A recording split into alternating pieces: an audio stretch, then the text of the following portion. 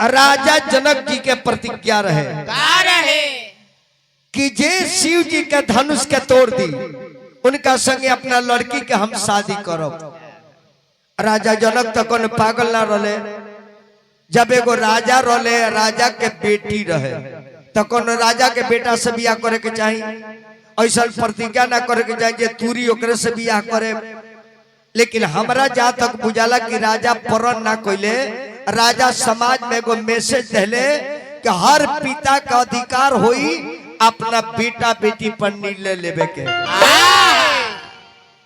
ऐसे हर पिता से निवेदन बा अपना बेटा बेटी पर निगरानी करे के बा, टाइम देखे के बा जे बेटा राउर कहाँ जाता, बेटी राउर कहाँ जाती या कोइयो गलत कदम ना उठाइए से यदि रुआ टाइम देखे तो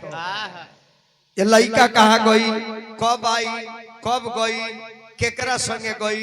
ताकि ओकरा दिमाग पर है जे हमार बाबूजी टाइम देखता रहे। और हर माता लोग से निवेदन में अपना लड़की पर ध्यान देवे के बा हमारी बेटी कहाँ जाती है, केकरा लगे जाती है, काहे खाती जाती है, ताकि ओकरा ई बुझा जाओ जे मम्मी हमार टाइम देखती है। यही से सीता जी अपना पिता के विरोध ना कोइली, ये काहे रहुआ प्रतिज्ञा करते हैं जे तूरी ओकरे से बियाह करे। सीता जी बेटी के फर्ज निभौली कि ना, हमरा करम में जो निकल तन मिलबे करी तो अपना बाबूजी के खिलाफ काहे करे कहो। अनिल बाबा हमरा पुरस्कार देवे 1 रुपया प्रणाम बा। ऐसे हर बहिन लो से, हर बेटी लो से आग्रह करो अपना माता पिता के गरिमा रख लो। जन्माई कहती है तन मान लो, पिता कहता रे तन मान लो, तकदीर में लिखल बा तन होई तो काहे उल्लंघन करे कहो। गांव के इज्जत, समाज के इज्जत, अपना जाति के इज्जत बरकरार रखे के बा। बड़ी भाग से बेटी जन्म लेले बड़ू तो माई बाप के पगड़ी के लाज रखो, जेगा सीता पगड़ी के लाज रखली। ये प्रतिज्ञा कोइला के बाद भी उल्लंघन ना कोइली। अब राजा जनक परण तो कह देले, देश विदेश का राजा लो झूठे लागल धनुष के तूरे खातिर, देश विदेश के।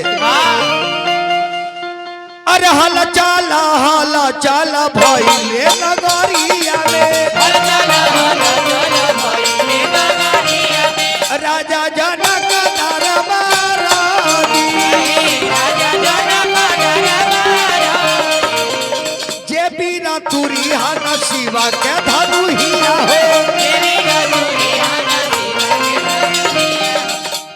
तसिया डली है गारावा में हारा,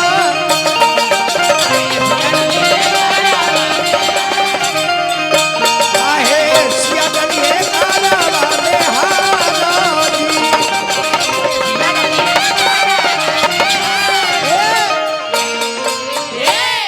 सारा राजा लेवा के सभा में बैठल बा,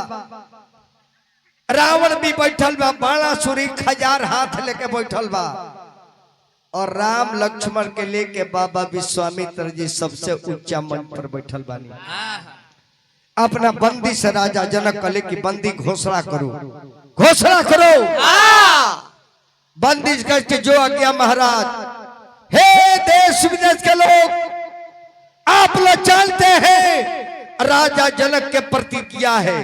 जो धनुष को तोड़ेगा उसी के साथ बेटी सीता के शादी कर दिया जाएगा। अतना बात जब रावण सुन सकल कि राजा जनक पगला गई बड़ा, कहा बाड़ी तहर बेटी सीता।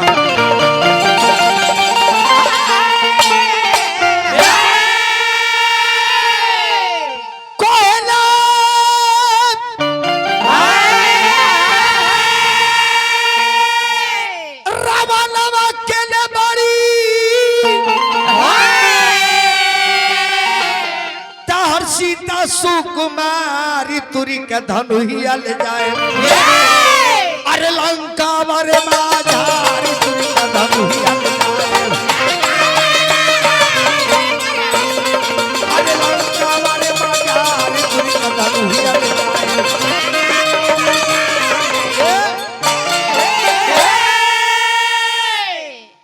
रावण जब गए धनुष के लगे तनी हरानवा के कम कर दी बाबू, हरानवा के रावण जब धनुष के लेके गइल ए भैया लो त रावण बाण छुआ नहीं चापा कलश की धनुष ना तोड़े अगर धनुष के तोड़ देता नहीं तो सीता से शादी करे के पड़ी हम सीता से शादी करबे ना करे काहे कि सीता जगत के माता जगत के जननी आदि शक्ति जगदम्बा हो ई हमार लड़की हो अपना बेटी का अपमान ना करब यही बेटिया के चलते हमार मुक्ति होके वाला बा रावण प्रणाम को के चल गई बाणासुर प्रणाम को के चल गई आ जातना छुछू न रहल सब बैठले बाड़े सो मेरा नंबर है मेरा नंबर है मेरा नंबर है मेरा नंबर है मेरा नंबर है चुप चिरकुट पहले मेरा नंबर है सब चुप रहो सब पहले हमार नंबर बा रउआ राजा बनी का राजा नहीं राजा ये कुल राजा लोग के दादा लगिले हो इनकर फोटो ले ली हरकेश तिवारी जी चैनल में काहे जी ई सब राजा के दादा बाड़े हां बड़ी वीआईपी राजा के खानदान बाड़े हां हां इनकर मेहरारू अंग्रेज के लौड़ी हो फट रवा कैसे जानतनी जी आ जानता नहीं देखनी जे बॉम्बे में मोगल लेके चल जात रहे ओ जी रवा पिया छिलत रहनी का अरे हम होटल मैनेजमेंट में मैनेजर बन के बैठल रहनी अच्छा हम सब देखत नहीं तोर मौगी के नहीं जाती अरे धनुष उठावे खातिर अरे चलले दौरा रे सहुर नहीं खे त जोड़ लगल भरपूर रे 10,000 राजा हार गए भैया लो 10,000 राजा जनक निराश हो गए कि अब बेटी के ब्याह ना हुई राजा जनक रोवे लगले कि देश विदेश के लोग आप लोग कृपया चले जाइए मैं समझ गया कि दुनिया पीरों से खाली है ये बात मुझे पता रहता तो बेटी के लिए प्रतिज्ञा नहीं करता ये दुनिया बाप को क्या कहेगी मेरी बेटी मुझे क्षमा नहीं करेगी जाहू हम जाना ती धनुषा नहीं टूटी है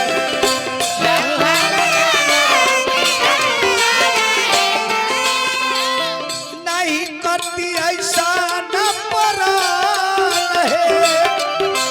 नहीं करती ऐसा देश विदेश के नरेश लोग हारी गई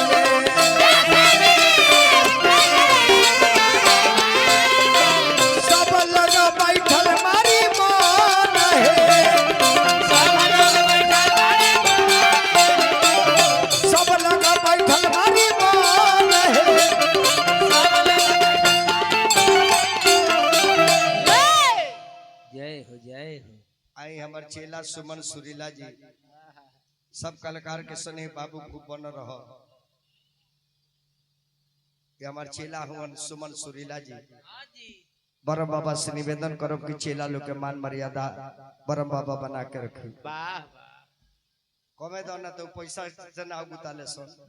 एनिए घर में पड़ेला यहां के पैसो ले ल त ना बुझैलो अब जान जाई राजा जनक तक खड़ा हो गए कल के देश विदेश के लोग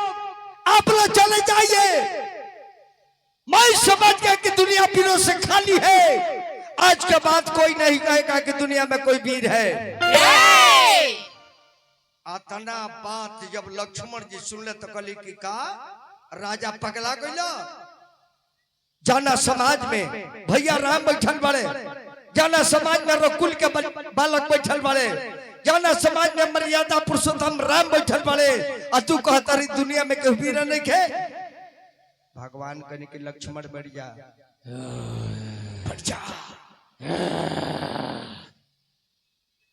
बड़ बुजुर्ग के जवाब ना देव के बढ़ जा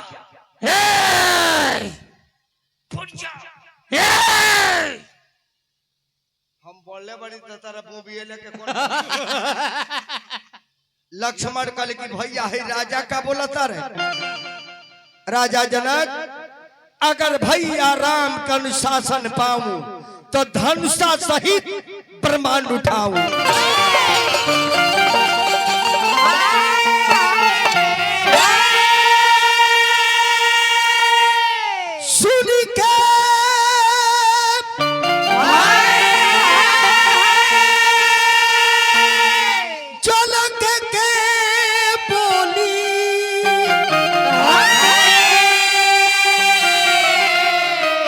अरे लखना के लागल रे गोली तया क्या देती अरे भैया जी मोर तदेती धनु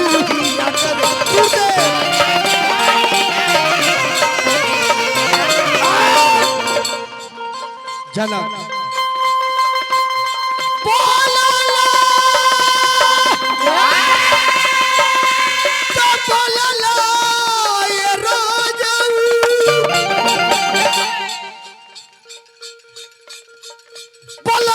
राजा फिर नहीं बोली हा का कहला राजा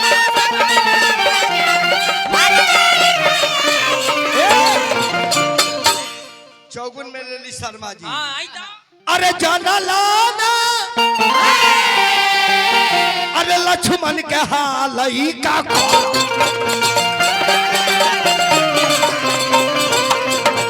जाना लाना लक्ष्मण के हाल का कहला राजा जाना लाना लक्ष्मण के हाल का कहला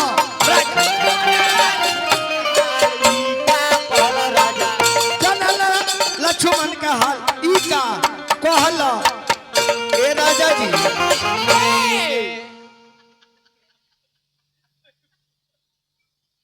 विश्वामित्र जी ने राग ले लक्ष्मण के बोली सुन के राम के तरफ इशारा कले हे राम ही राघवेंद्र ही अयोध्यापति नरेश के सुपुत्र ही मर्यादा पुरुषोत्तम शिव के धनुष के तोड़ के राजा के प्रण पूरा करो कहे कि बेटी सीता भी रोवतारी भगवान कने की जो आज्ञा गुरुदेव जा राम जा हो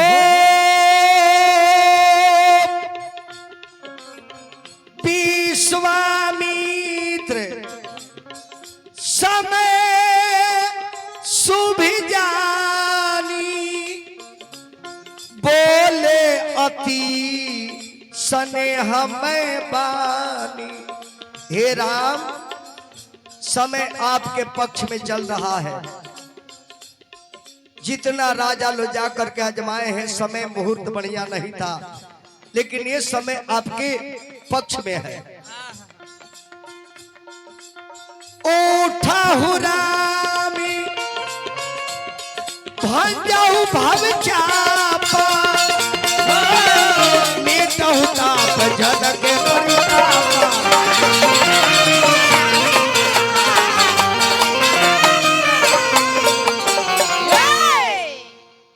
भगवान राम गणी धनुषा के लगे जाके धरती के प्रणाम कैनी धनुषा के प्रणाम कैनी अपना गुरु जी के मन ही मन प्रणाम कैनी अब महादेव का ध्यान देने के हे महादेव इराउ धनुष राम पर कृपा करी और रउआ लो सोची जनता दुनिया के मालिक राम जेकरा मर्जी से एगो पतई डोलता आउ राम जी जाके महादेव के पैरवी करता रहे हमने के इंसान होके मंदिर में से घंटे खोल लेता हाँ हमने के इंसान होके घंटा खोल लेता नहीं सो थावे के दुर्गा जी के मंदिर के गहना चोरा के लेके चल गए सो बताई राम होके कर्तव्य करता रहे इंसान होके आ मंदिर के घंटा गाय लेकिन ये जान ली बाउर काम करे तब भगवान रउआ गौर आगे बढ़ई है हे मंदिर के दोनों बेरा आके धोई अरे रउआ कष्ट होई मंदिरवा के धोए न तो जांघवा में बल तोड़ हो जाए अरे रउआ जाके कह जे बाबा इतना तार सेवा करते हैं तब वो बल तोड़ हो गई बात तो बाबा कहिया जे को हेऊ बगल ले ल जे बैलेंस बंद आ जब रउआ कहे जे बाबा भागे ना चाहे भर दे घाव दे दो तो बाबू कहिए जे करा बात देबो न करे उ पहले दिक्कत देख के भगई है आ जहां रउआ अड़नी आ के रउआ पक्ष में भइले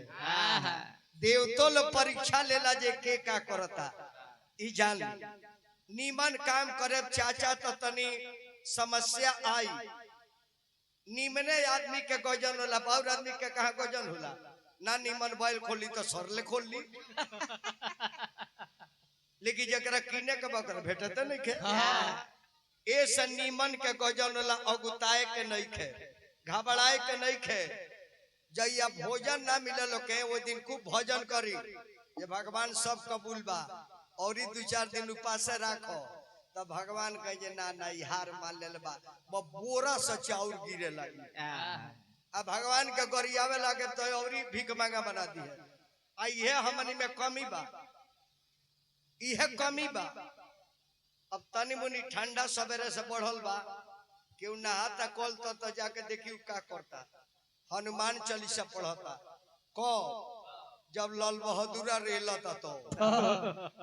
जय हनुमान ज्ञान गुण सागर जय कबीर हरि आ जेठ बैसाख में जब धूप लगता तो हनुमान चालीसा पढ़े ललू पानी गिराओ तारा बाल्टी के बाल्टी लोग कहता जो बाला नहाता रहू तो कहता रे का नहाई हो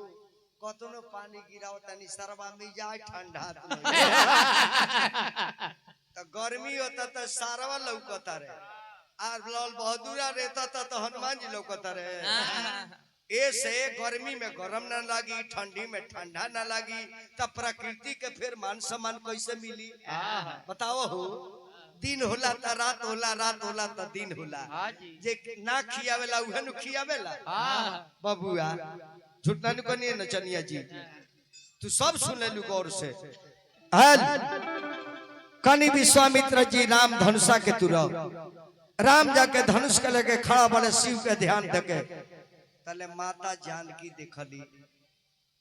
तब परम पिता परमेश्वर महादेव के आराधना अब माता जानकी सूर्य भगवान के आराधना जाना सूर्य भगवान के 24 तारीख के माता बहिनो व्रत करी अरे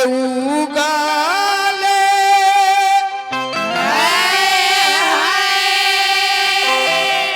अरे सूरज बाबा हो कही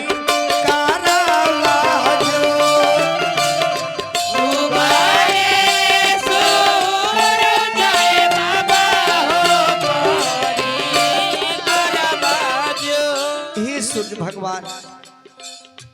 अगर धनुषा नहीं टूटत तो हमरा बाप के कितना पान हुई ये दुनिया के लोग पिता के का कही और धनुषा नहीं के टूटा तो बेटी जात के दुनिया के लोग का कही ये कैसन बिया ये ना धनुष टूटा ना एक बिया होता अराबूरी बूगल कहे बाबा हो खेला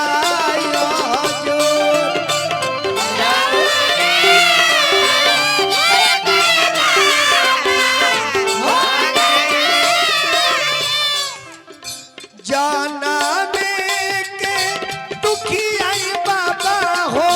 माई बाबा नामो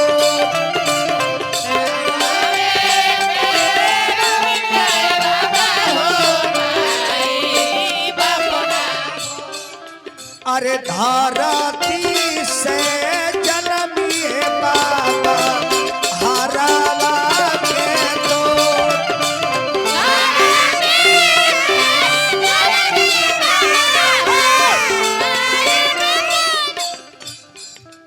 लाटा बीखा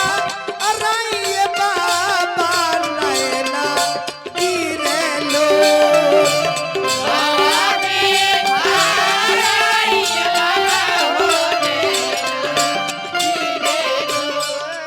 अरे शिवा के धान ही आए बाबा के ताना बारे कठोर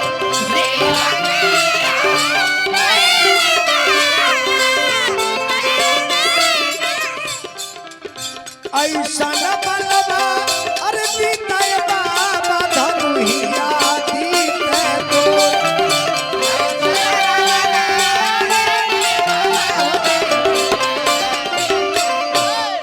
आराम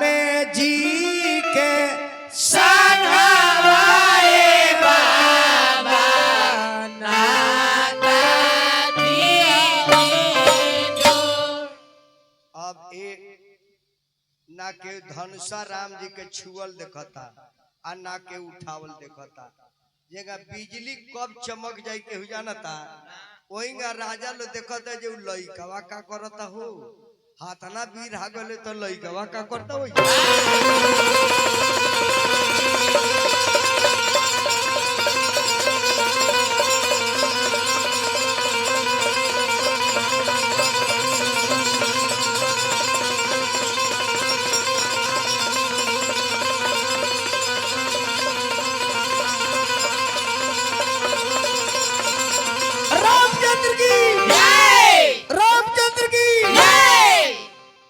एगो सखी दौड़ के सीता के लगे पहुंच गई बाड़ी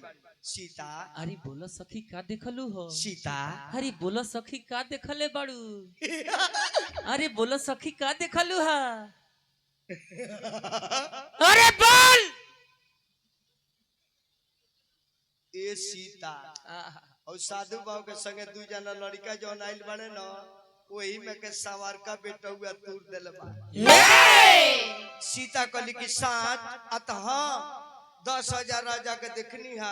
लेकिन तहार पति सांवरे बड़े लेकिन अब खुशी देखता हरानवा के बोलता पहले वह सुना जाता कम कर बकी ना हरानवा कम करो बगीचो वाला बढ़ावा सीता इतना खुश बाड़ी भैया लो ये धरती पर पैर रखे भगवान सब करा के बेटी बहन दिल बानी सबसे निवेदन करो अपना बेटी बहन के शादी समय के अनुसार कोनो गरीब भाई के यहाँ कह दी चाहे लेबर होके चाहे वर्कर होके रिक्शा चलाओ तो के चाहे पान के दुकान होके खैनी के दुकान होके लेकिन इंसान होके काहे कि पत्नी के पति से मतलब संपत्ति से मतलब नहीं खे मेहरारू रउआ घर में ई खातिर नहीं कह जाई का कितना कलकतिया मालदेव आम होला आ कितना इनका गेहूं बोआला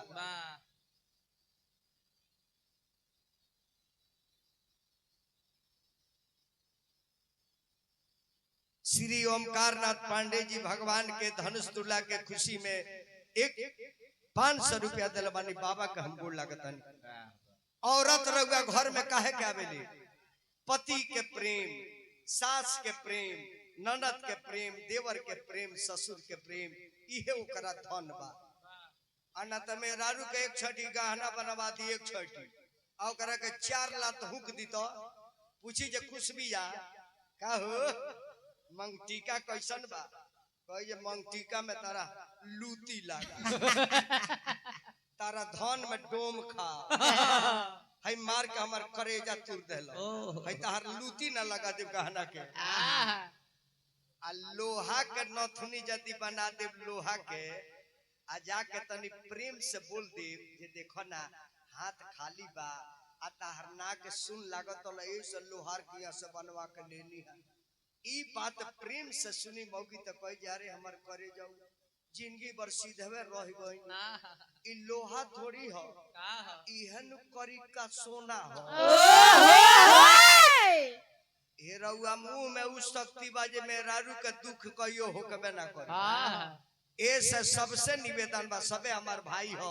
सबे हमार पटीदार हो सबे हमारा घर के हो जब भी परिवार से मिली तो बढ़िया बोली मेहरारू किचन में खाना बनावतिया पसीना से भीज गल बिया तबाह बिया इन्हें सिलेंडर मिलता नहीं के तो पूरा झुकतिया पूरा धुआं लागता पूरा आंख में लोर फेंकतिया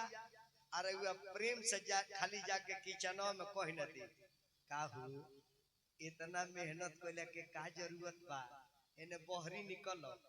चल के पंखा तर बैठो तारे को हम कॉफी बना के ले आवतानी ओकर सारा पसीनावा खत्म हो जाई आ तब कह अरे हमर करे जाऊ हमार हरानी छोड़ी अपन परेशानी बताई आए बाबा आए गो मरद ऐसन भइल बाड़े स छुछु न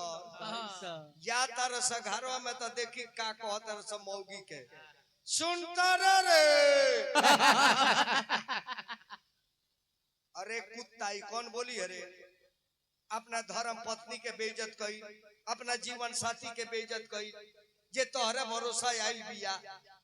हैं आउ कहतिया रउआ आई कहतर रे सुनतर रे आ कोई मौगी निकल के कह दे जे का कहतर रे मार भइलू हाँ जी ऐसे इज्जत कमाए के चाहतन तब परिवार के इज्जत करके जान जाई जे अपना परिवार के ना होई गांव के होई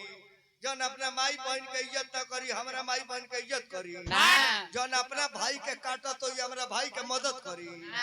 जौन घर के देवता के ना होई बन के देवता के होई इहा त जाने के बा हुरी लाल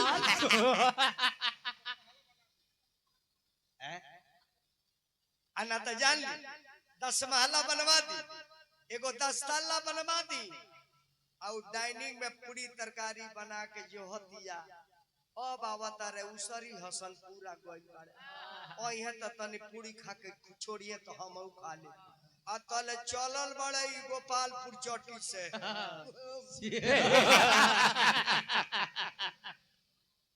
कहाँ मिल गइल है बाबा दरवाजा खोल बहुत धनी के पेड़ी हो तर बाप के जानतानी तो मेहरारू का कही का ए बरहम बाबा बाबा हो एकरा के उठा लो बात रोते बानी ना रोइए तो रोबे करो भाई लादी के ढोई हो अच्छा झूठ ना कनिया माता बहन चाहे भैया लोग चाहे राउर परिवारों के चाहे हमार केहू के मेहरारू परम बाबा के दुआर पर बानी केहू के मेहरारू चाहे ले हमार मरद कोनो नाशा पानी करो सबकर मौगी चाहे ले हमार बलमुआ का खा लेते जे मोटा के लाल हो जैते लेकिन ई नाती मानता बाप रे बाप रात भर नु बउआई रहता लेनवारी में खड़ा बड़े तले लालका लेके चल बड़े बसवारी से अनहरे में ना देखो तर जे मोबिल की गिरी सो तड़ाक दे मार के पड़ा चुप रहो न तो 112 आई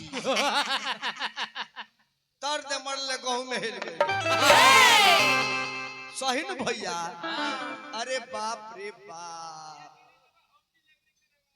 होम डिलीवरी होता है हमार बाप आई जान ली हम साच बात कहतनी चैन लाल लागल बा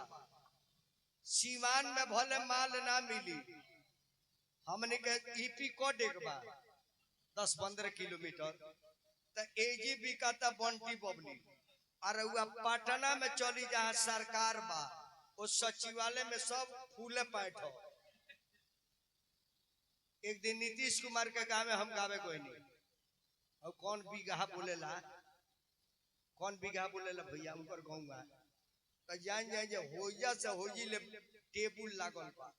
आ पूरा विधायक एमपी प्रमुख जिला परिषद मुखिया सभे बैठल बा एक गो खामा लेके तो हम खड़ा बनी तो कहनी जे सर आप लोग यहाँ ये सब चालू है क्या हमारे यहाँ बंद है आप लोग यहाँ चालू है तो एक वही में कहता राइफल लेके ए गुरुदेव कौन बोलेगा हमके बतावा हो सरकार अपना गौवा में खोल दिल बा हमरा गौवा में बंद कर दिल बा जहरवा पी के लोगवा मर गईले दादा बाबू रे राजा राम तहर बाबूजी मरले तो ये बड़ा माटी के तेल पी के मर गईले सीता पहिराव सियानी आई अपना पीरा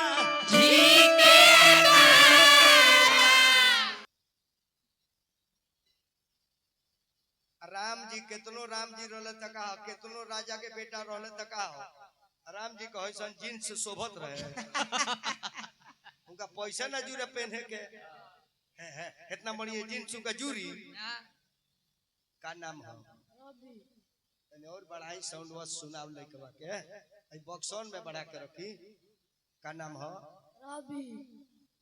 रवि तो सूर्य भगवान के कह जाला आ तारा पापा के नाम नन्हे यादव श्री नन्हे यादव अपना बाबूजी में श्री न लगबा तो गिरी में श्री लगेबो श्री नन्हे यादव एंगा बोलल जाला श्री नन्हे यादव। हाँ अब माई के नाम उर्मिला देवी। श्रीमती उर्मिला देवी। श्रीमती उर्मिला देवी। तार माई जी आइल बनी ना नखे आई उर्मिलावा अरे सोगमारी बेटा के बिया में उर्मिलवा होइए नइखे उर्मिलवा उड़ गइल बिया। अपन नाम सर आशीष कुमार। बाबू बहुत कम सुनाता साउंड नहीं कन के तन देख लो। आशीष कुमार। आशीष कुमार। पापा जी का नाम श्री उपेंद्र यादव। श्री देखी हई बरम बाबा के कृपा रहुआ लो अबे देख ली ये हम जाना तनी है जे दोनों जाना जादो होगा लेकिन बरम बाबा के ये मर्जी बाजे ना ये दादा कहीं कुड़ी में कुड़ी बदल जाए भी हवा का बढ़ा जाए तब बाबा घी दाले में डाल दे लेनू जातम जातम भेटातम भेटातम कहीं दूसरा जात में हो जाए तो लोग वो यही करे लगी। पापा जी के नाम श्री उपेंद्र यादव। हमरा तो डर लगल जे विजेंद्र यादव मत कह श्री उपेंद्र यादव ना अब मम्मी के नाम श्री आशा देवी। श्रीमती आशा देवी। श्रीमती आशा। खूब पढ़े के बाद देखो हम बाबू को हम भगवान तो है ना लेकिन महादेव के एक नंबर उपासक है उनकर कर्मचारी है मेन तार पर्सनालिटी कहता ये कोनो वीआईपी साहेब से बनबो आ एगो कान खोल के सुनल सब सुनता गांव के जैया अफसर बनबो तो हम ही नहीं कह हमरा के बोला के गवई हो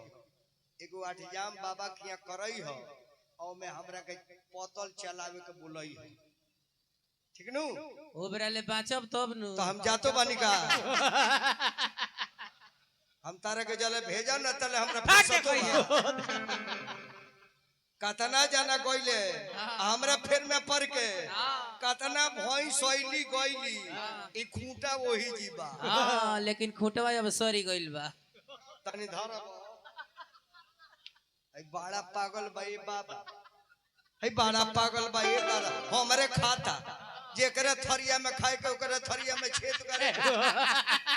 जेकरे घूरा बैठे के ओई में से आलू निकाल के खाए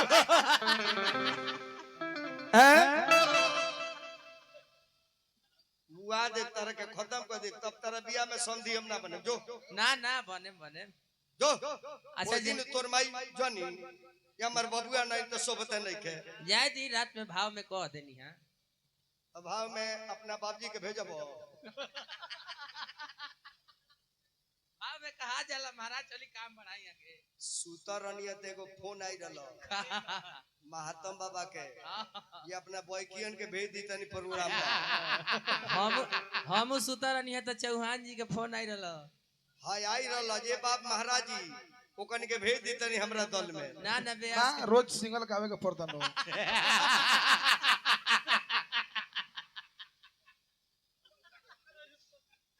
देखी वर्मा जी एक और कान उठाइल बा न ई कातना भले आदमी होई जे भगवान कान एकर तुर देले बड़े ए सतुरले बड़े जे जब बना के करे के रिलीज करे लगले तो भगवान कहले भक्त तो कहता जे सुनाते ने के कोने में धक ये हरण में कर खत्म कर दो पहिरा वसीया हेने कौटा के बहने जेने हमार भैया लो चाचा लो जेने हमार माता बहन बेटी बाड़ी उन्हीं तक हमरा करना चलो अपना पति के गला में माला डालो।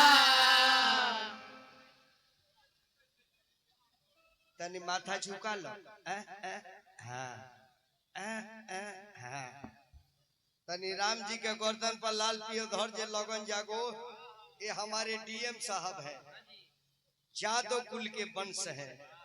और यादव दुनिया में सबसे बढ़िया टाइटल है यादव एकर फुल फॉर्म जानता नहीं का भाई यादव य से यशोदा द से देवकी अवश्य वसुदेव जी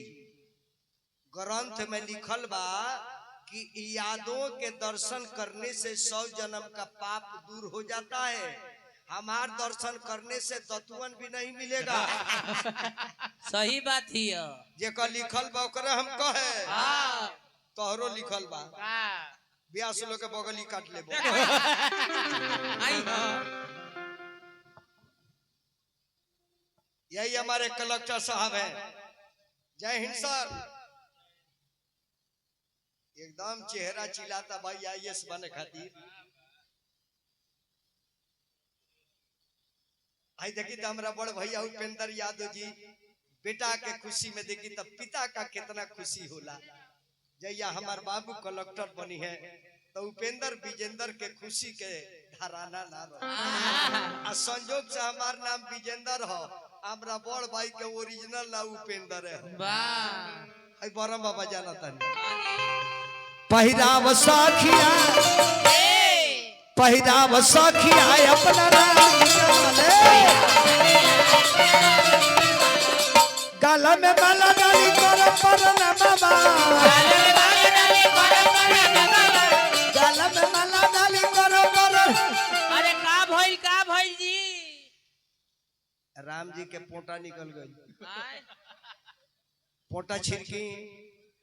होलसेलर में छिड़की अरे ई कौन शैम्पू हो जी। शैम्पू ना कंडीशनर हो।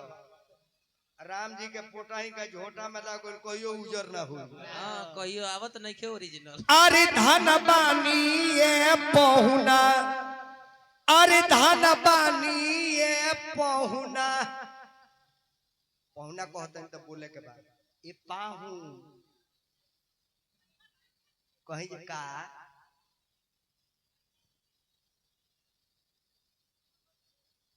रामाकांत यादव जी 100 रुपया दिल बानी जादव भैया लोग के प्रणाम बा।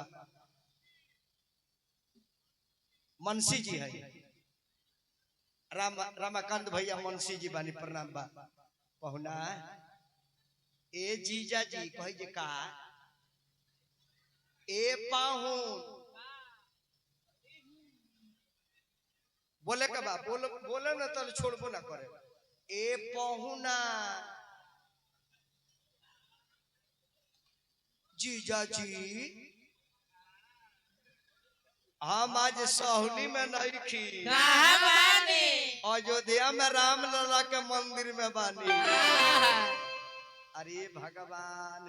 कहियो यही मजा के भेटा जैतो ये दादा तो हमार बहुआ ना मराई हो दादा। अरे धान बानी ये पहुना अरे भाग से भेटनी नगर में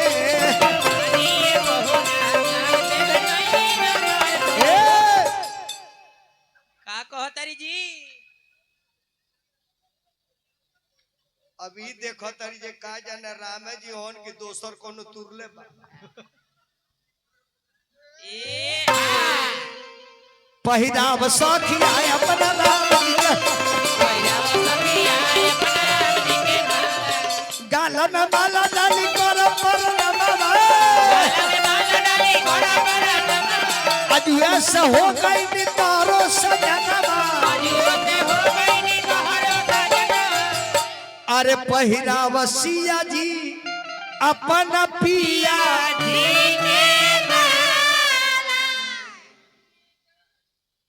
एगो रउआ ले ली बाबू हेंगा दोनों हाथ धरी धरी हम बताओ तनी एकर माने एगो हमार डीएम साहब रउआ धरी हेंगा धरी दोनों हाथ है एकर माने पहले जान लीलो दोनों आदमी दोनों आदमी हमरा घरे के न होगा। एकर माने पहले जान ली एक त राम सीता के रामलीला हो गई आ दूसरे में एगो जादो के इज्जत कर देले। ऐसे समय आवे तो अपना बिरादर के कदर करे के चाहिए।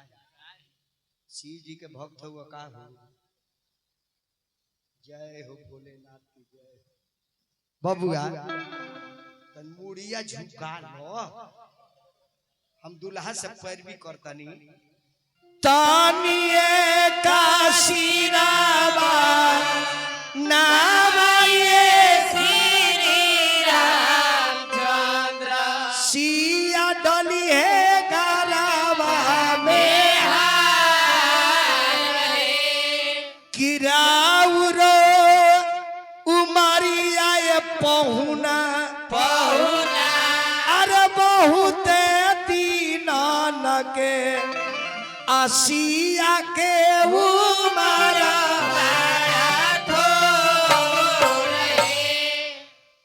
रउआ डाले यहाँ के रउआ डाले यहाँ के अरे वो लोग ताली बजाओ के बाद भाई भाई के इज्जत ना करी तो के करी दोसर करी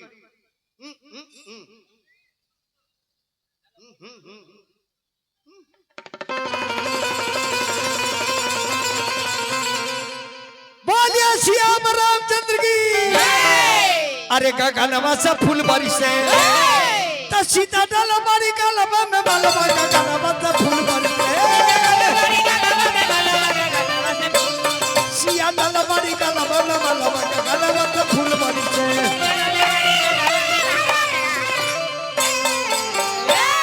जोर से बोले के भैया लो जय श्री राम जय श्री राम जय श्री राम जय श्री राम रहे दिन तो साउंड ऑपरेटर का पैंट भीज जाई पत्थर पर भेजी ना पला हो जाए फिर हमरा जयमाला परला के खुशी पर दोनों बालक के तरफ से ये दोनों बालक के हो गए 250 रुपया ले ले 250 रुपया ले ले 2 टुकी फाड़ के दे दी रउवाली डीएम साहब काहे कि कलेक्टर बेईमान ना नुला हिकर कौन ठीक बा अब तो हम गांव के होई ना लेकिन सच बात कह दे एगो बात कह दी हाय बाबुआ के चेहरा कहता है कलेक्टर बने आ हिकर चेहरा सोझे बोलता ये गो टिकोड़ा केहू का ना छोड़त हुई है मोजर ले शुरू कर लेत हुई है कहा कि आंख जौनी कर कहता उ टिकोड़े पर बा ये कहिया ही फरेला 250 राउर हो 250 राउर हो खुला खुला को दे दी लड़का बड़ी संस्कारी बड़े कहते ना बाबा हम ना ले तू का कहता रू हो ई कहता हम ना ले तो चली भगवान ना ले तो भगवान के भक्त ले ले हां ले ली रे वो गांजा पियो हम गांजा पियाला हई अतना मारा बाबू अभी हवाले दुखाई फिर हमरा उपेंद्र भैया श्री उपेंद्र कुमार यादव जी 100 रुपया दिल बानी उपेंद्र भैया के प्रणाम अरुआ बाबू के बहुत बहुत स्वागत बा है दोनों जाना बाबू खड़ा हुई तो दोनों जाना के आरती उतारे हमरा खातिर दोनों आदमी देवतन बन तनी अगरबत्ती एगो दत तनी और आगे बढ़ जाए बाबू बस बस अरे वो बढ़ जाए कलेक्टर साहब दोनों आदमी के आरती उतारे के जानता के रुआ लोग का बानी कोई भगवाने बन के हमारे परीक्षा ले थोकी हां जी यही चाहे हरी एगो बात पहले जान ले ई नहीं के सोचे के जमने के जातो हई आई गिरी बाबा हम भगवान के आगे गिरी फिरी माने कुछ ना होला अरे वाले भगवान हम इंसान श्री टुनटुन चौधरी साहब 100 रुपया दल बनी प्रणाम करता नहीं दोनों आदमी के आरती उतारे आ जेकरा गोड़ पर गिरे वो अपन हाथ हमारा मुड़ी पर रखी कई मजा के उनके धारा कोई अरे बाप हो बाप कब भेटइबा ये तनी और आगे उतना लम्बा हम रहती तो मलेठी में चल गए काहे के आर्मी के जवान है रिटायर होके आइल बानी आर्मी में हमार बहाली हो गए रहे हमरा नापी के राइफल ना रहे सरकार बबुआ अरे उतार सखिया हो उतार सखिया ए उतार सखिया हो उतार सखिया आज सिया जी के आरती उतार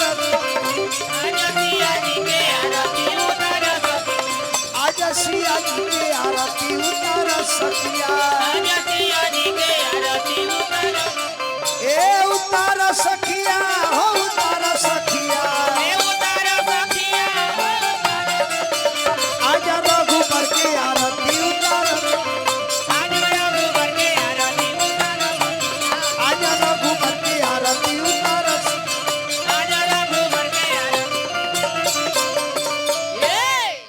त्वमेव माता च पिता त्वमेव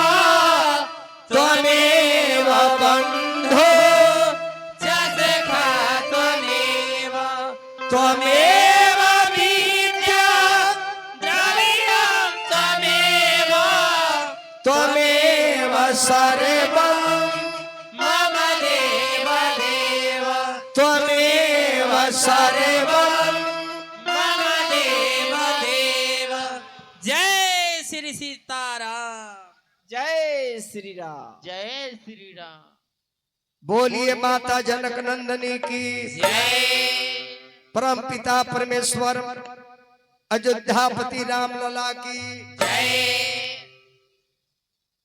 भगवान भूल चूक बैलो के तो क्षमा करे सीता जी केहू के आम लेके बर्बाद करे ऐसे रहन परिवर्तन कर देवा गांव के लोग जान गए कि जानकी है अब केहू के टी कोढ़ाई तुरी है ना